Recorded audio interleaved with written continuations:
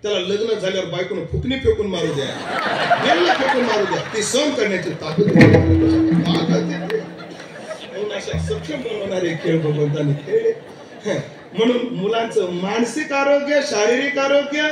हे धर्म आहे, पण त्याच्या चोरीमध्ये सुद्धा धर्म आहे. तो का म्हणे धर्म संस्थापने केला नारायणी अवतार. वेळ झालेली क्षमा, पण देवा अजून 5-10 मिनिटं मला तुझ्या गिला गायच्यात. ते गाण्याकरता माझी वाणी तुझे वर्ण्य गुणनाम ऐसे दे प्रेम काही कळा विठोबा.